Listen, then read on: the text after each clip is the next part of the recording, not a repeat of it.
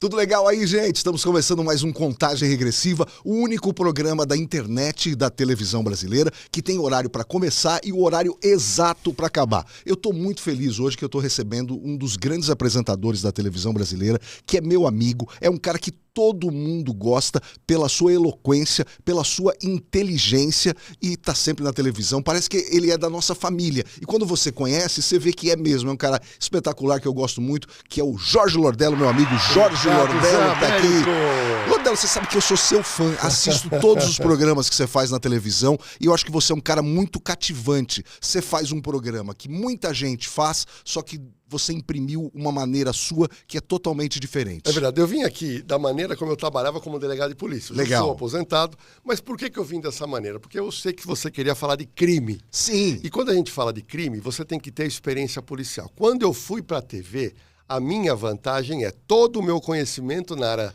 policial como delegado, eu trouxe para a TV. E eu trago um olhar que outras pessoas que trabalham nessa área não têm. Sim. Então, o meu diferencial é esse aprofundamento, o detalhamento, e muitas vezes, quando eu estou comentando sobre um crime ainda não esclarecido, eu consigo apontar para a direção correta em razão da minha vivência policial. Lordello, e você estava comentando em outros programas, em outros podcasts, que o Faustão, sem querer ou querendo, ele ajudou demais em você se tornar um cara ainda mais conhecido. Olha, é verdade. Eu entrei na polícia com 22 anos. Olha que loucura. Já como delegado. Deixei a barba, porque o rosto era muito jovem, e fui trabalhar. E eu era tão empolgado em querer esclarecer crime. Num plantão na delegacia de Suzano, começava 8 horas, eu cheguei 7h30 e ia para uma padaria que fica próximo à delegacia para tomar um café. Quando eu estou tomando um café, uma pessoa fala para mim, ô doutor, teve um crime aqui pertinho. Teve um assalto numa casa logo de manhã, só que algum vizinho ouviu um barulho e chamou uma viatura da PM, a PM chegou e os criminosos mantinham a família como refém. Ou seja, já estragou teu café. Não, eu paro o meu café, em vez de eu ir para a delegacia, não, eu peguei o meu carro e fui para essa casa na cidade de Edson, em Suzano. Quando eu chego lá, tinham 3 viaturas da PM, as pessoas já me conheciam, falaram, olha, Lordello, aconteceu isso, 2 homens, ladrões armados, estão mantendo a pessoa como refém. Bom, e ali eu tentei puxar uma conversa, fazer uma negociação, e um deles aceita. Um deles abre um pouquinho a janela e começou a conversar comigo. Conversamos, só que eu tinha acionado o departamento da polícia especializado em negociação. Mas você já estava negociando antes de Eu estava negociando, por quê? Porque alguém precisava ter um início de conversa para acalmar esses 2 ladrões. Bom, passado 1 hora, chega as viaturas com os policiais experimentados nessa área. Eu peguei, me despedi dos policiais e voltei para a delegacia. Só que quando eu estou entrando no meu carro, esse policial da negociação me chama e fala, ele não quer falar com a gente.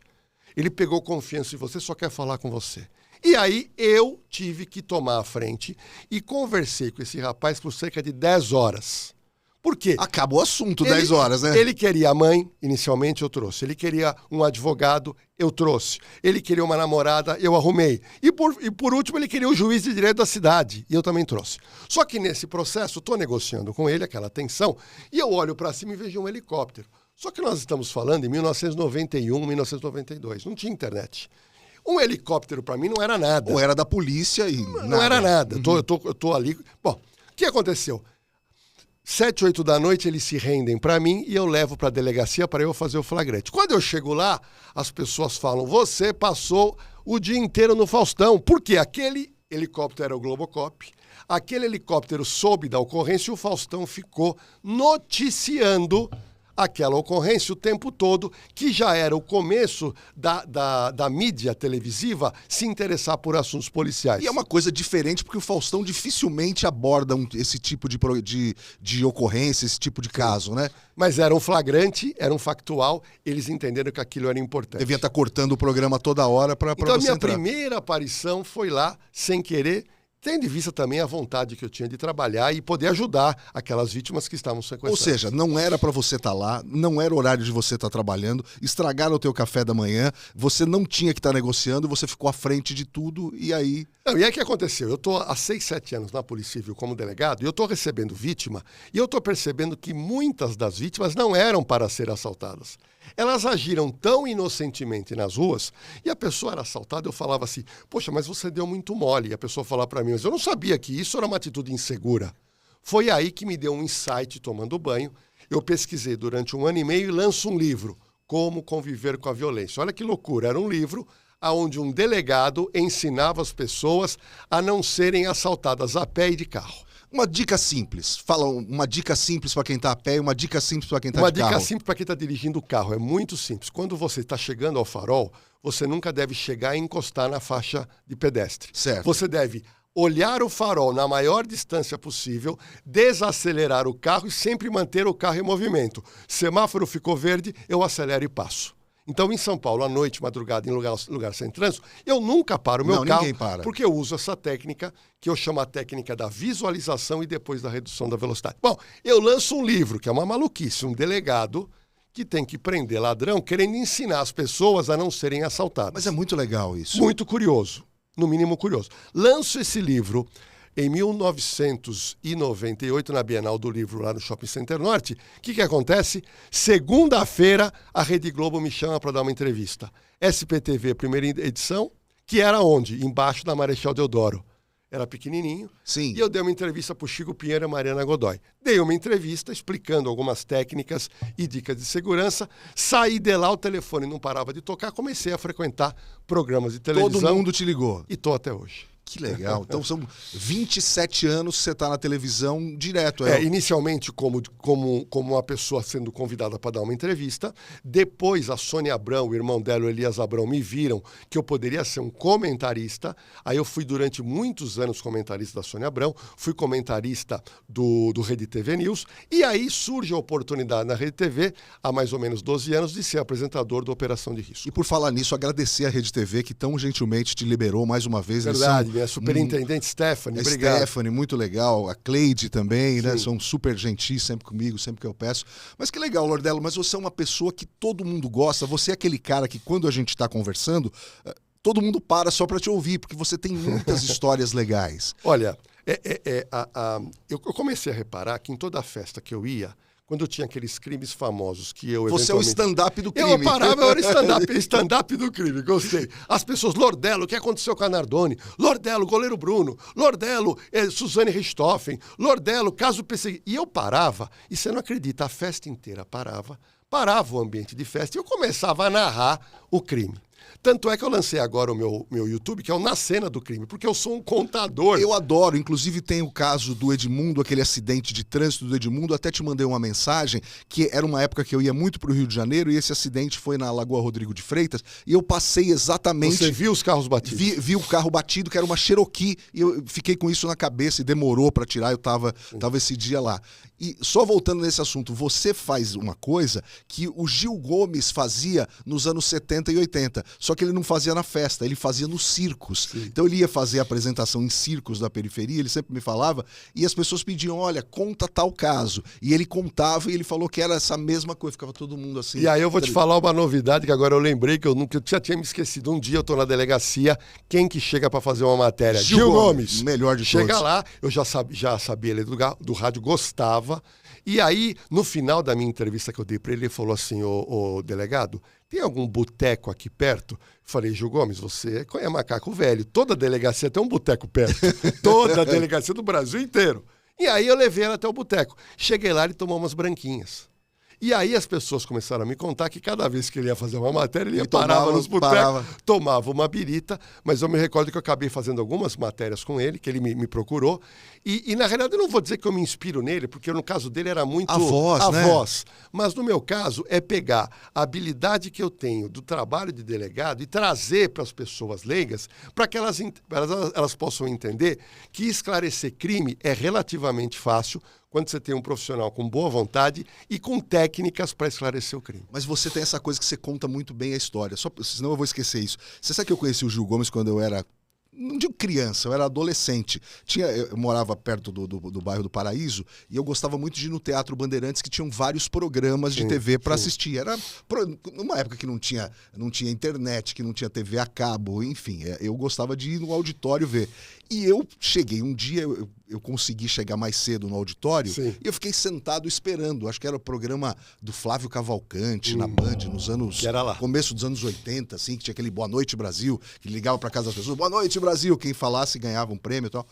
E tinha uma pessoa sentada no auditório. Tinha eu e essa pessoa. Quem era essa pessoa? O Gil Gomes. Sensacional. E eu, apesar de eu ser um cara tímido, ainda mais naquela época, garoto, eu fui falar com ele, a gente ficou umas 3 horas conversando, e aí aconteceu um fato muito engraçado. Ele ficou tão nervoso, não comigo, mas de ter participado do programa do Flávio, que no outro dia ele não foi trabalhar na rádio. É mesmo? De tão nervoso. Aí eu encontrei com ele anos depois, ele falou, nossa, eu lembro disso, me deu dor de barriga, eu não fui no outro dia. Agora, sabe quem eu conheci também da área policial, que foi um grande ícone, e eu tive a felicidade de ser amigo, Jacinto Ferreira Júnior, o homem do sapato branco. Senhores telespectadores, aqui só tem sem vergonha. Lindo! Eu adorava. Eu fiz show no Clube Atlético Ipiranga com ele assistindo e eu imitando o Jacinto, eu fazia ele na praça. Fui jantar com ele algumas vezes, eu era estudante de Direito, fui estudar com ele e depois ele ficou de cadeira de rodas, cheguei a ir no restaurante Piola 2 vezes e ele de cadeira de rodas. A Sônia ajudou muito ele, né? A Sônia Abrão é maravilhosa. Sim. Gente,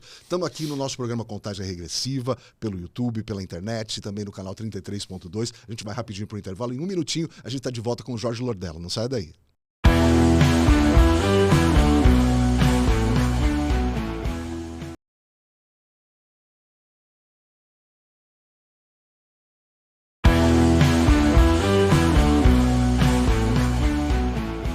Estamos de volta, Jorge Lordello, nosso convidado aqui no Contagem Regressiva. Muitas histórias boas. O Jorge Lordello precisa uns 4 programas desses, porque ele tem muitas histórias legais. Lordello, antes de começar o programa, a gente estava falando do caso daquele garoto que é da Zona Norte de São Paulo, Pesseguini, que você estava me dizendo que os outros programas de televisão, os outros programas policiais, nenhum deles acreditava ser possível que uma criança pudesse fazer aquela maldade. E eu queria saber como é que você chegou à conclusão que foi a criança. Olha, naquela época eu já era comentarista da Sônia Abrão.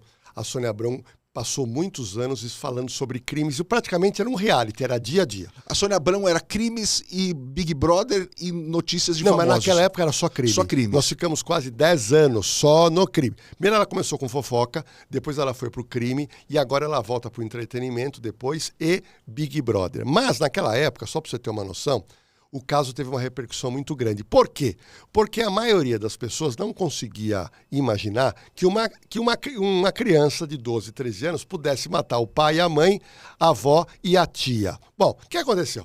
Eu não estive no local do crime, mas eu tive acesso a fotos do local do crime. E quando eu vi as fotos da cena do crime, ou seja, como é que os corpos estavam, como é que o Marcelinho estava caído, e depois com as imagens dele dirigindo o carro da mãe e indo de manhã no colégio, e depois voltado e praticado o suicídio, para mim era muito claro que, infelizmente, era o garoto o responsável por 4 mortes e em seguida pelo suicídio. Só que outros programas de televisão, os apresentadores não acreditavam. Eles entendiam que poderia ser a facção criminosa. Ele era muito pequeno. Eles entendiam que poderia ser até policiais que foram denunciados pela esposa do pai que era da rota. Ou seja, eu era a única voz que seguia a mesma linha da Polícia Civil até que chegam os laudos oficiais. E aí, como nós não tivemos acesso antes, e o programa da Sônia era o primeiro a ser apresentado, eu dissequei aquele laudo e naquele dia os outros apresentadores pararam de falar no caso, pois eles haviam levado o público a acreditar que não era o garoto. E, infelizmente, foi o garoto. Que coisa, mas tem uma motivação para esse crime? O que levou um garoto Você fala, um garoto de 12 anos vai ficar bravo com o pai e a mãe por quê? Não deixa brincar com o PlayStation à tarde, não pode usar o celular. Fala, o que pode levar uma loucura dessa num ser humano? Primeiro, doente psiquiátrico, tomava remédios sérios. Doente psiquiátrico, não tinha um atendimento psicológico de acompanhamento. Um garoto viciado em internet.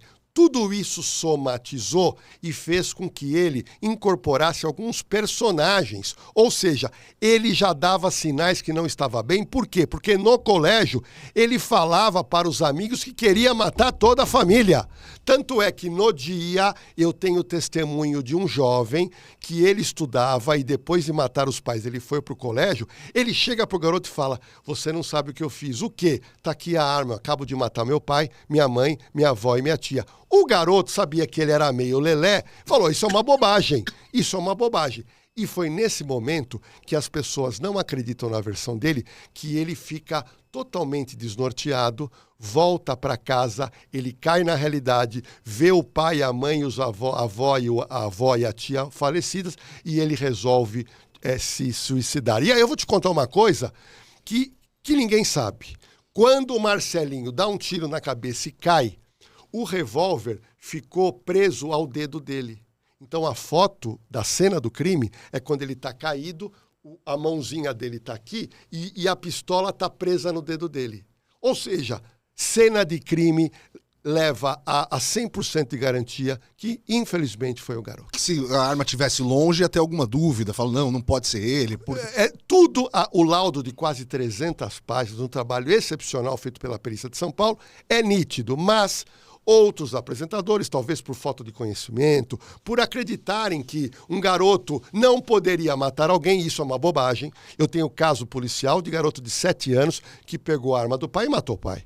Então não tem idade para matar alguém. Ou seja, a arma também não é bom a gente ter em casa, né? Só se você estiver num lugar muito seguro, se você deixar um lugar totalmente fora do alcance das crianças. Quem tem arma em casa, você tem que esconder a sua arma, você tem que guardar numa caixa de ferro apropriada, você tem que pegar a munição e separar da arma, porque arma em casa, na mão de filho ou em alguém em depressão, é caminho certo para suicídio ou matar alguém.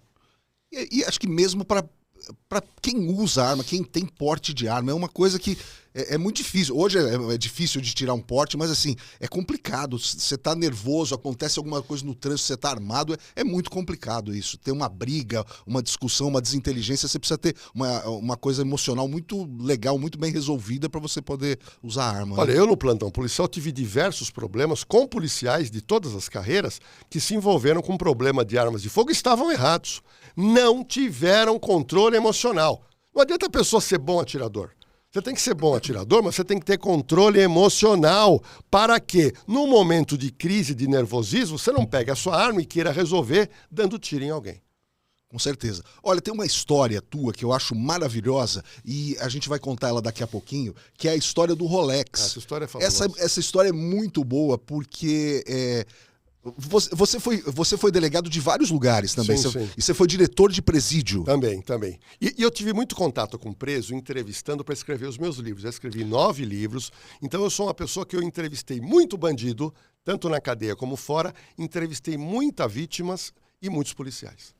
Muito legal. Jorge Lordello, delegado de polícia, apresentador de televisão dos mais famosos e das melhores pessoas que eu conheço. O que o Lordello já quis ajudar o Café com Bobagem, acho que pouca gente já quis. A gente volta em um minutinho.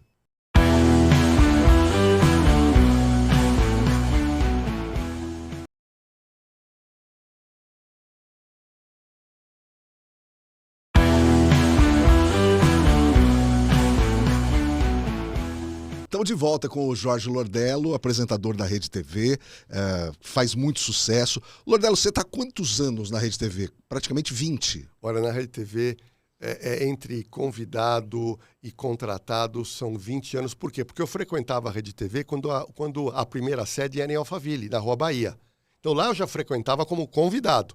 Lá eu participei de programas com o Marcelo Rezende, participei de programas com o Gil Gomes, agora eu lembrei que trabalhou lá. Sim. E depois a Rede TV ficou praticamente 10 anos em Alphaville e depois se mudou para um grande espaço. Que é bonito, esse eu conheço. Esse é bem bonito, bem... Eu praticamente conheço a história da Rede TV inteira, funcionários, diretores, os sócios, eu conheço todo mundo lá. Eu conheci os sócios antes de existir a Rede TV, porque eles tinham aquela coisa das plataformas do telefone, acho que era 0800 ou 0900, né?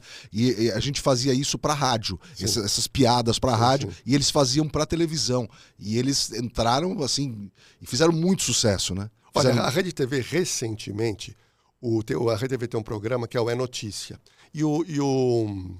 Um dos nossos jornalistas, agora esqueci o nome dele, um grande amigo meu, conseguiu que o seu Amilcar Idalevo desse uma entrevista. O Kennedy Alencar o Kennedy entrevistou o Amilcar. Que é difícil, né? O seu Amilcar é uma pessoa tímida, então ele não gosta de aparecer. Mas ele conseguiu. O seu Amilcar, ele deu uma hora e pouco de programa, ele conta a história da vida dele. E uma coisa interessante, o seu Amilcar é aqui do bairro de Perdiz, aonde nós estamos gravando o programa. E você não sabe a melhor. O Pardini, que é meu sócio da vida inteira, Ele frequentava a mesma igreja que o Amílcar e a Fá Morena. Sim. Antes, quando eles eram jovens namorados e o Pardini era amigo deles dessa época. Olha, quem puder assista, procura lá no YouTube da Rede TV, a entrevista do Kennedy Alencar com o Amílcar, que é fantástico. A história desse homem é uma história de uma capacidade muito grande, que constrói uma rede de televisão do zero, porque ele pega a concessão, que era antigamente da Manchete, traz com outro nome, sem nenhuma câmera, sem nada, constrói em pouco tempo uma emissora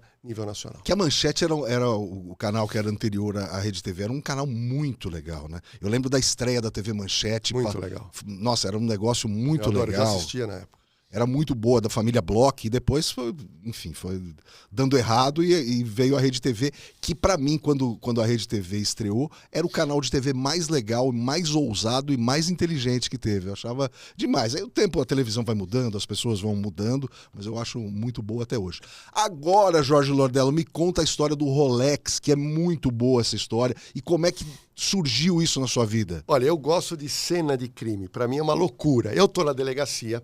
Antigamente, a polícia militar pegava aqueles caras malandros na rua e levava para a delegacia para a gente puxar a capivara, puxar os antecedentes. E era comum, chegava 3, 4 camburões da polícia militar com 15, 20 pessoas. Puxava o DVC de todo mundo, se tivesse procurado, fica, se não tivesse mandado embora. Bom, a polícia militar trouxe lá umas 20 pessoas, todos sentados na delegacia, o investigador ia pegando o nome de cada um. Eu, olhando de longe, vejo um rapaz branquinho, loiro, cabelo encaracolado e olho azul, utilizando um relógio reluzente. Brilhava aquele relógio. Falei, nossa, mas que estranho. Não tem sentido essa pessoa ter esse relógio. Por curiosidade, porque os meus irmãos na época trabalhavam com relógios finos. Quando eu chego lá, eu olho, era um Rolex. Mas era um Rolex feminino, que seria de olho branco, todo cravejado com diamante. Naquela época, se falsificava o Rolex submarino, que era chamado rolicho. Rolicho. Mas esse que era o GMT, né? GMT. É. Só que depois, quando eu vejo esse relógio... Rolicho eu nunca tinha ouvido, achei muito bom. Não se falsificava um relógio feminino caro. Eu peguei e falei, me tira esse relógio do pulso. Quando eu pego na mão, eu falei, esse relógio é verdadeiro. E não é por preconceito, é que era um relógio feminino sendo usado por um homem e por um garoto. Cabimento. Não tem cabimento um garoto usar um Rolex. Aí eu digo pra ele, eu falo assim, me fala uma coisa, onde você arrumou esse relógio?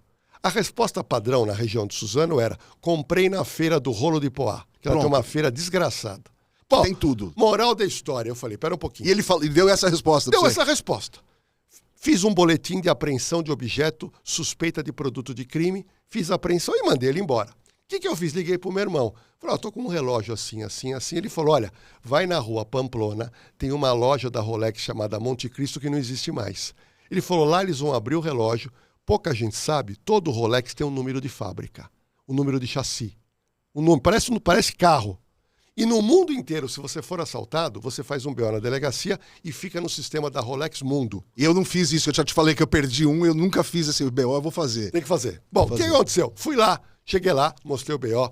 Sou delegado de polícia, beleza. Tá aqui o Rolex. O cara abriu, pegou o número, pôs no computador, bingo! Já sabia quem era a dona. Foi uma mulher de 65 anos no Morumbi que foi assaltada. Só tem o telefone dela? Tenho. Deu o telefone. Voltei para a delegacia, liguei para a mulher. Achei o seu Rolex.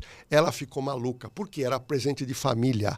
Não era tanto pelo valor. Apesar que o valor valeria ali quase 250 mil reais o relógio. Caramba. Bom, o que aconteceu? Ela sai da região do Morumbi e vem até a delegacia porque ela precisava receber o relógio e precisava ser ouvida. Nesse dia, mandei buscar o garoto. Coloquei ele na sala de reconhecimento. Quando ela chegou, ela ficou muito contente. Pegou o relógio e quase chorou. Aí eu falei para ela assim, agora nós vamos tentar reconhecer o suspeito de ter assaltado a senhora. Por quê? Porque ela me trouxe o boletim de ocorrência e quando ela mostra, lá dizia que o assalto foi feito por um garoto branco, aparentando 22 anos, de olhos azuis, cabelos encaracolados e ainda estava no BO. Parecia um anjinho. E o garoto parecia um anjinho. Quando eu levo ela para a sala de reconhecimento, ela coloca lá, olha, não deu 3 segundos, ela fala, não é ele. Falei, dona, como é que não é ele? É a cara dele. Ela olha de novo, não é ele. E eu começo a apertar, porque eu percebi que ela não queria reconhecer. Nisso o advogado entra no meio, eu não posso forçar uma pessoa a reconhecer, e ela colocou que não era ele, e eu tive que mandar ela embora. Fiquei muito chateado, porque ela me atrapalha no meu trabalho. Tudo bem, ela foi embora e levou o Rolex. 3 meses depois, eu tô almoçando, assistindo televisão, eu vejo a cena de um crime que estava sendo mostrado por um canal de televisão, onde mostra um assalto de moto em outra moto, aonde o rapaz da moto disparou, porque o rapaz da vítima acelerou a moto, acertou as costas de uma mulher que ficou paraplégica. E quando eu vejo as imagens do garoto que foi preso de costas, eu falei, caramba, parece o Anjinho. O Anjinho, que de Anjinho não tinha nada. Peguei a viatura e fui para essa delegacia. Chego lá, quando eu vejo na cela, era o Anjinho.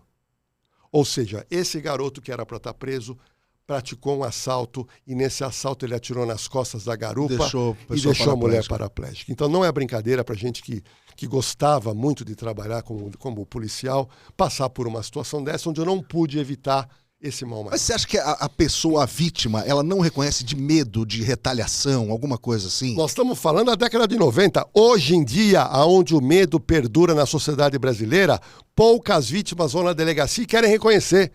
A pessoa já chega na delegacia, olha, eu não lembro da cara do sujeito. As pessoas estão com medo de reconhecer. E com medo de reconhecer, o delegado tem que soltar o ladrão e o ladrão volta para assaltar nas ruas. É muito complicado. Eu fui assaltado uma vez só, levaram um relógio meu também na Alameda Santos, e aí eu fiz a ocorrência, tudo direitinho, me levaram para a delegacia, acho que naquela delegacia lá da Colômbia, com a Rua Augusta, 78, reconhece. É difícil de reconhecer, porque na época, não é não querer reconhecer, dá medo, dá, mas eu iria para reconhecer. Todo mundo era muito parecido, aquele bigodinho, 8ª série, todo mundo moreno, olhando para baixo, todo mundo de bonezinho, é difícil de reconhecer. Mas isso foram várias vezes, até eu me lembro que fui numa audiência com o juiz, ele falou, mas você tá com medo de reconhecer? Eu falei, não, eu tenho medo de eu reconhecer uma pessoa e eu estar reconhecendo de forma errada. O que acontece? Hoje as pessoas têm medo. A pessoa acaba não colaborando por medo e isso faz com que o criminoso seja solto na hora. Eu tive casos em que a vítima, para mim, a gente apertava um pouco, pô, colabora, olha de novo. Ah, eu reconheço. Aí quando chegava no fórum, frente a frente com o criminoso, a pessoa, eu não sei bem se é ele. Aí o advogado de defesa malandro fala o seguinte, você tem 100% de certeza que é ele? A pessoa fala, não tenho. Falou isso, o juiz solta na hora. Aliás, por falar nisso, eu tenho uns amigos que você também conhece, que são investigadores hoje em dia, e eles me falaram que hoje em dia, de 50 pessoas que entram presas em flagrante, roubo de relógio, celular, 45 vão embora pela porta da frente rapidamente. Não, vamos lá. Eu não gosto muito dos exageros. E eu sou um cara técnico e eu vou lá nos números. Eu vou te trazer o número real. O número real hoje, com a audiência de custódia, é assim. De cada 10 pessoas levadas à audiência de custódia aqui em São Paulo, de 4 a 4,5 são soltas. Ou seja, quase metade. Quase metade. Esse é o número real. Às vezes o policial está com raiva, ele aumenta demais. Então, mais ou menos quase metade, o juiz entende que aquela pessoa pode responder ao processo em liberdade. Agora, e por que esse negócio de você ver na televisão, principalmente você ver na televisão, um cara tá com uma arma na cabeça de uma senhora.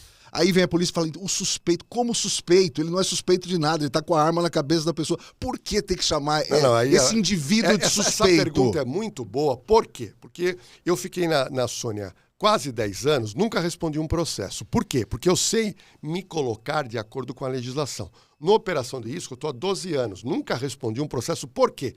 Porque eu vou de acordo com a lei. Vamos lá. Se eu estou apresentando um programa de televisão e tem alguém apontando uma arma para alguém, eu chamo ele de bandido. Perfeito. Eu chamo ele de criminoso. Por quê?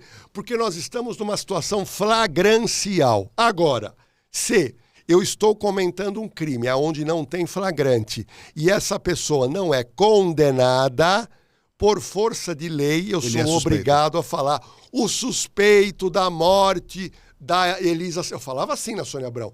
O goleiro Bruno é suspeito da morte de Elisa Samúdio. Mas eu não podia falar, ele é o assassino. Por quê? Só quem pode dizer isso é após a condenação pelo juiz criminal. E por falar nisso, como acabou o caso do goleiro Bruno? Ele foi condenado, ele foi imputado a ele esse negócio, ele foi o assassino ou foi o amigo dele, o Macarrão lá, como é que foi? Olha, a maior cobertura infelizmente, do desaparecimento e morte de Elisa Samúdio foi na Sônia Abrão. Nós entrevistamos todo mundo, só não entrevistamos o goleiro Bruno. Fiquei amigo da dona Sônia, fiquei amigo do delegado Edson Moreira, entrevistamos no programa aquela turma dos parças dele, todo mundo negando. Mas Todas as provas levavam que era ele. Só que teve um fato que mudou a história. Porque ela era desaparecida. Ninguém podia falar, então, que ela estaria morta. O que aconteceu? O caso começou a esquentar, a mídia começou a perceber que havia alguma coisa errada, quando um menor de idade no Rio de Janeiro procura uma rádio. Por quê? Porque esse menor não conseguia dormir porque ele viu a morte de Elisa Samúdio do lado do macarrão. Caramba. Era primo do Bruno. E esse garoto, quando volta para o Rio de Janeiro, ele começou a ter pesadelos. Ele começou a ter assombração. E aí, ele chegou para um tio dele e contou tudo. Falou, tio, ele precisava desabafar com alguém. E ele desabafa. O tio dele, linguarudo, procura uma rádio. Pra falar essa história. Pra falar. E ele vai numa rádio e fala tudo que ele ouviu do sobrinho. Naquele momento, a coisa muda de figura. Imediatamente, o doutor Edson Moreira, a polícia do Rio, foram buscar esse garoto. Pegou o garoto, abriu o bico. Ali, a coisa mudou totalmente de figura. Por quê? Porque tinha um garoto que estava na cena do crime. Ele conta como a Elisa Samúdio foi morta. Só que o corpo está desaparecido. Por quê? Porque o assassino, o Bola, ex-policial civil bandido, ele provavelmente, lá naquela mata enorme na cidade de Vespasiano, ele deve ter aberto uma cova antes, porque ele sabia que ia receber Elisa Samúdio, e depois ele mata num tranco na região do pescoço, na frente do macarrão e na frente do garoto. O garoto sai um pouco, o sobrinho do Bruno, depois ele pega um pedaço de carne e joga para os cães Rottweiler. E eles imaginaram que ele ia cortar o corpo de Elisa e jogar para os cães Rottweiler. Isso foi uma falácia, uma invenção. Isso tem uma coisa que foi muito falado, né, realmente. Foi uma falácia. E aí o que aconteceu? Ele provavelmente pega o corpo de Elisa, leva para essa cova, enterra, e só ele sabe aonde ele escondeu o corpo, só que ele foi condenado e nega o crime. Doutor Jorge Lordello sabe essas e outras histórias. Lordello, quais os nomes dos teus livros que você lembra de cabeça? Eu sei que 9 é difícil de lembrar, mas vai falando. Olha, eu lancei o primeiro, foi o Na Cena do Crime. Foi um livro onde eu ensino as pessoas a se prevenirem da violência. O último que eu lancei chama-se Paixões Perigosas. Eu conto 14 casos de homens que se envolveram com mulheres sexualmente ou afetivamente, e num dado momento, o que acontece? Ou o homem mata a mulher, ou a mulher mata o homem. São os chamados crimes com uma passionalidade irraigada, algo muito grande, onde há uma explosão de emoção e alguém acaba matando alguém. São 14 histórias, eu recomendo para quem gosta de histórias policiais, o crime Paixões Perigosas. Lancei um livro também, Educando com Amor e Responsabilidade.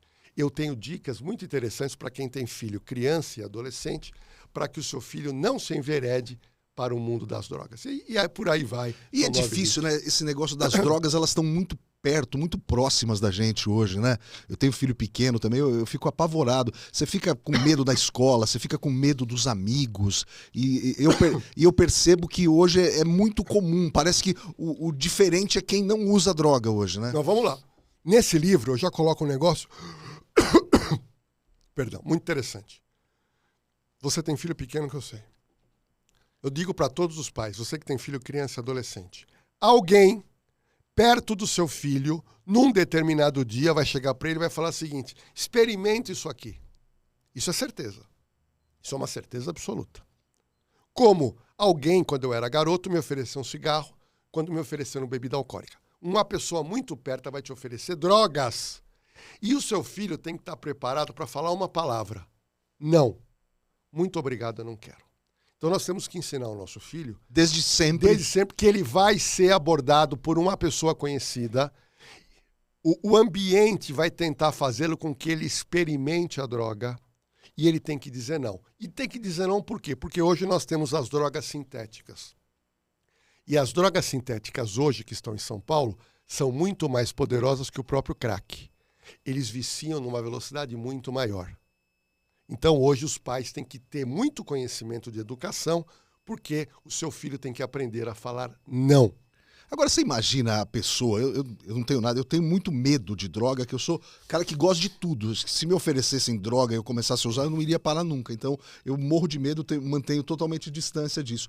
Mas eu fico pensando, imagina uma pessoa que usa crack, como é que o crack é feito? É com pasta de cocaína diluído na gasolina. Você acha que é um químico que está fazendo? Não, é um craqueiro da rua que está mexendo numa panela. Você vai fumar aquilo. Como é que é feito dessa forma? E falaram que a primeira vez do crack já vicia, né? Olha, não vou dizer que a primeira vez vai viciar todo mundo, mas boa parcela vicia na primeira vez e os outros, se continuarem a usarem, acabam sendo viciados. Mas o problema agora são as drogas sintéticas, que estão invadindo São Paulo, estão invadindo o Brasil e já invadiram os Estados Unidos. Os Estados Unidos não conseguem fazer a lição de casa quando o assunto é droga. Tanto é que o Brasil é o terceiro país onde mais se usa droga, o primeiro é os Estados Unidos. Com todo o dinheiro que os americanos não têm, conseguem parar. Eles não conseguem. Pra você ter uma noção, tem uma droga que já chegou em São Paulo chamada fentanil. Fentanil é uma droga que é um anestésico poderoso para se fazer... De cavalo, não é? Para se fazer cirurgia. Esse fentanil, em 2024, nos Estados Unidos, matou de overdose 75 mil americanos. Isso não se fala, não se fala. Ninguém fala. Aqui no Brasil já morreu muita gente de fentanil, mas você não sabe que morreu de fentanil. Você não sabe. A pessoa enterrada morreu. Ah, teve um infarto e morreu. Os Estados Unidos é mais rigoroso, eles chegam na causa da morte até para ter estatística. Então, nos Estados Unidos é avacalhado droga, aqui no Brasil é avacalhado. Infelizmente, a juventude está usando, com a pandemia piorou e o pior, a medicina evoluiu para áreas importantes da medicina. Evoluiu para o tratamento de câncer, evoluiu para tratamento de uma série de doenças. Evoluiu muito para medicina estética, só que não evolui para o tratamento de dependentes de drogas. É uma pena. Eu percebo hoje que as pessoas às vezes vão para clínicas, né? Ficam internadas na clínica 8 meses, 9 meses e tal. Ficam bem. Só que daí elas voltam a conviver com as mesmas pessoas que elas conviviam antes da internação. Ou seja, não adianta nada. É que nem eu sou gordo, eu vou ficar num spa 9 meses, aí eu saio e vou pra churrascaria. Não dá, né? Olha, o Rafael Ilha, que é muito meu amigo, tanto ele com a esposa dele, e eu bato papo com o Rafael, ele me contou que ele ficou internado 40 vezes. 40 vezes. Eu conheço gente de classe média alta que o filho está usando algum tipo de droga, a família pega o filho e manda para a Europa, manda para os Estados Unidos. Isso chama-se fuga geográfica. Não adianta nada. Ele vai para a Europa, vai para os Estados Unidos e vai continuar a usar drogas. Porque eles sabem quem usa lá, eles têm uma coisa... droga é no mundo inteiro. Droga é no mundo inteiro. E o Brasil, nós temos uma cultura muito forte. Nós tínhamos de cigarro, era uma cultura muito forte. Hoje não é tanto. Nós temos uma cultura brasileira muito forte com bebida alcoólica, pois tudo no Brasil parece que toda festa tem que ter bebida, e a droga entrou nesse meio. Então a droga toma conta hoje das grandes baladas, onde se vende muitas vezes na hora de sair da balada um docinho de chocolate e dentro tem droga. É uma loucura. Os caras falam bolonha, né? O bolo de maconha. É uma loucura, é uma loucura. Então tudo acaba envolvendo droga e a juventude, cabeça mais fraca, acaba experimentando e muitas vezes experimentando vira dependente, para sair é difícil. Minha droga é refrigerante zero. Ó, tô com o Dr. Jorge Lordello que tá aqui com a gente. Tem fotos do Dr. Jorge Lordello que ele mandou lá da Rede TV. Olha que legal, dá pra gente mostrar? Operação de Risco. Operação de Risco. Sexta-noite e sábado-à-noite na Rede TV. Eu adoro. E tem uma grande audiência, tá sempre entre os 5 programas mais assistidos da Rede TV, né? É verdade. Muito bem, tem mais fotos? Legal. Esse aqui é o Doutor Segurança. Doutor Segurança, muito bem. Jorge Lordello está aqui com a gente. Vamos, tem mais uma outra foto do Lordello, essa é do passaporte. Vamos rapidinho para o intervalo? Já tem aquela pergunta para perder a amizade e tem mais histórias com o Jorge Lordello aqui no nosso Contagem Regressiva, que está no finalzinho, mas tem muita coisa para a gente conversar ainda. Voltamos já.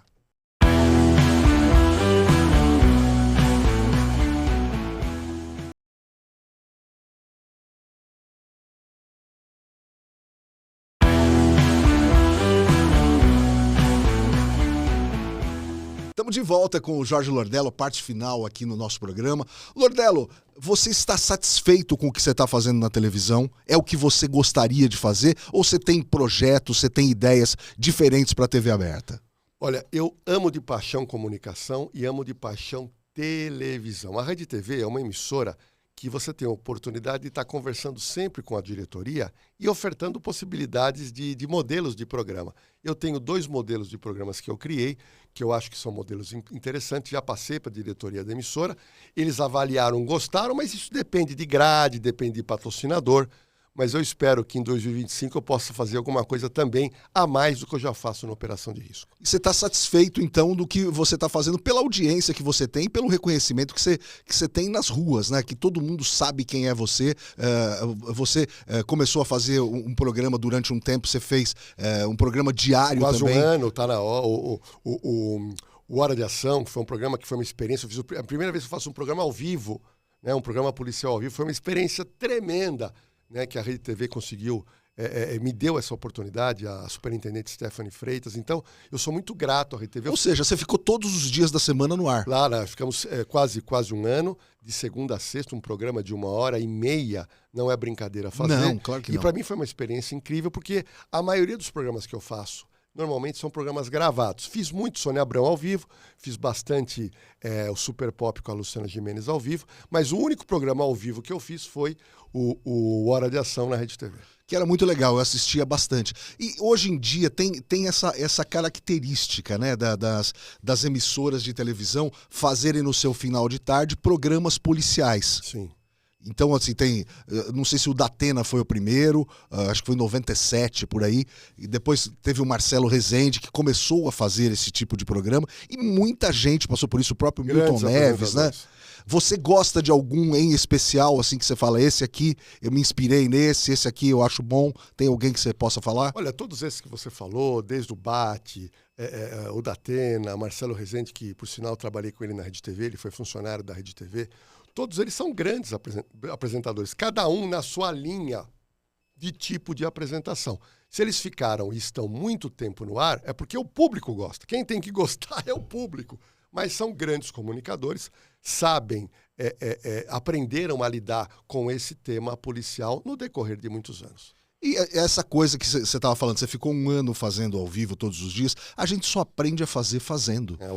Não tem outra experiência. Nossa, eu fiz a faculdade, eu fiz tal coisa. Não, é ao vivo, porque dá tudo errado no ao vivo. Chama uma matéria que não entra, cai o link. Então, acontece isso e mais muita coisa errada.